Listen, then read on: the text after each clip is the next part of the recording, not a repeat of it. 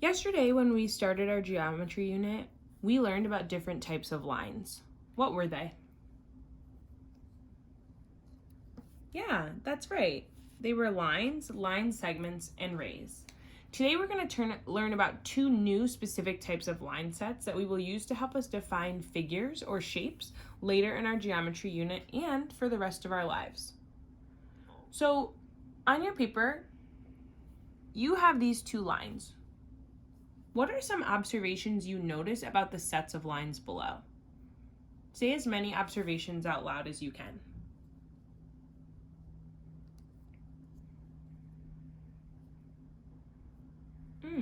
Nice. I heard you say that set A does not touch. And I heard you say that set B crosses or touches each other. What else? Yeah, I heard you say that set A is beside one another.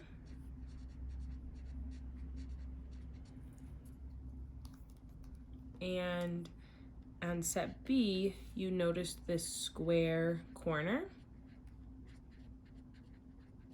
where they meet.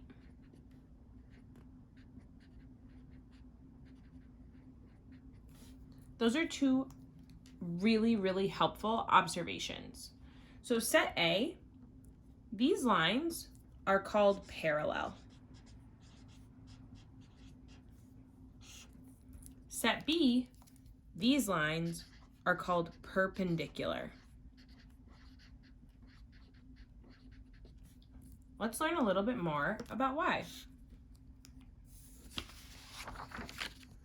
In parallel lines, they are lines that never cross. So that means if you draw these lines and you make them straight with a straight edge ruler, you make them go on forever, for miles. Parallel lines will never cross. And that means they will always remain the same distance apart.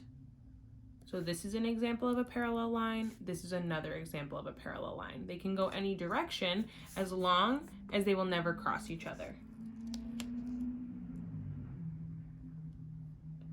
One way to remember parallel lines is by looking at the word parallel.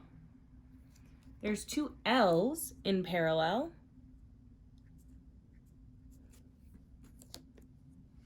That make a set of parallel lines in the word. So if I were to draw these L's to be as long as possible, they could go on forever and they would never touch.